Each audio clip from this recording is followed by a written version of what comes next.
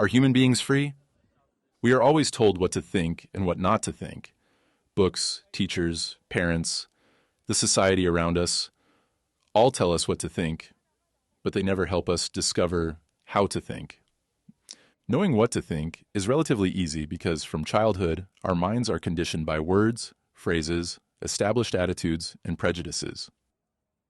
Have you noticed how the minds of most elderly people are fixed? They are shaped like clay in a mold, and it is very difficult to break that mold. With this shaping of the mind, this conditioning, the mind can never be free if it is molded.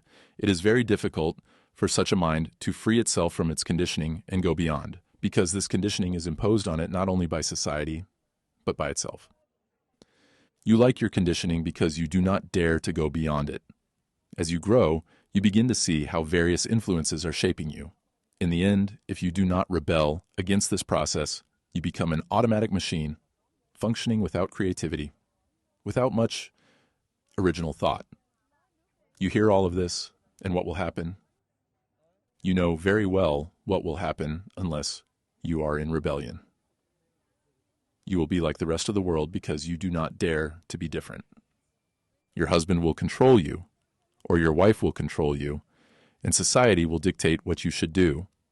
And so, generation after generation, imitation continues. There is no real initiative, no freedom, no happiness. The world does not want you to think. It does not want you to be free. Why? Because then you would be a dangerous citizen. You would not fit into the established pattern. A free human being can never feel that they belong to a country, a class, or a particular type of thought. Freedom means freedom at all levels, completely. Therefore, while you are young, it is very important to be free, not only at the conscious level, but also deep within. You must be aware of yourself, increasingly aware of the influences that seek to control or dominate you. And always question, investigate, and rebel. Freedom must not be acquired. You cannot go out and buy freedom in the market. You cannot obtain it by reading a book.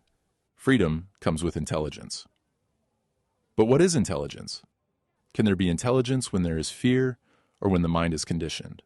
When your mind is prejudiced, or when you are too ambitious and want to climb the ladder of success, when you are concerned only with yourself, or when you follow or worship someone? Can there be intelligence? Certainly not. Intelligence comes when you understand and move away from all this stupidity. So, you must begin with this. The first thing is to be aware that your mind is not free. You have to observe how your mind is bound to all these things. And this is the beginning of intelligence, which brings freedom. What matters is understanding for ourselves.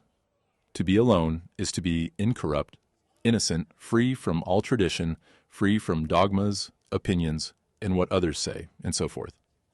A mind like this does not seek, because there is nothing to seek. A mind like this, being free, is completely calm and still, without desire, without movement. But this state cannot be achieved.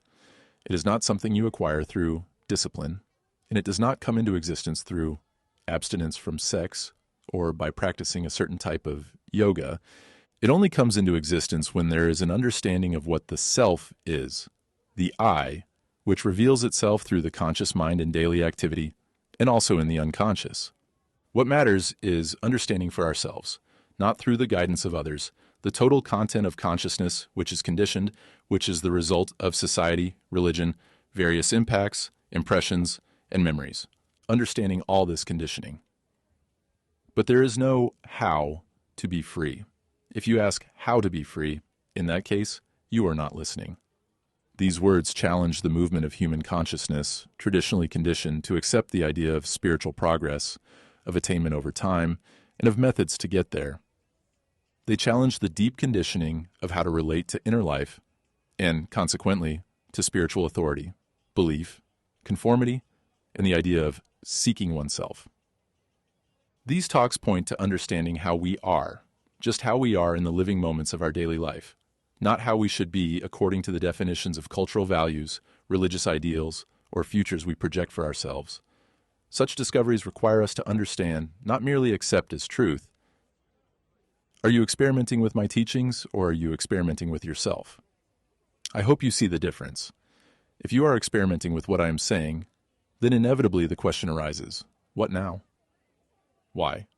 Because you are trying to seek a result that you think I have. You think I have something that you do not have, and that if you experiment with what I am saying, you will get it. That is what most of us do. We approach these matters with a commercial mentality.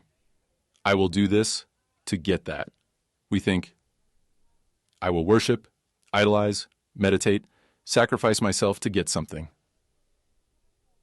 I have nothing to say, or rather, all I am saying is, observe your own mind. See how deep it can go. So the important thing is you, not the teachings.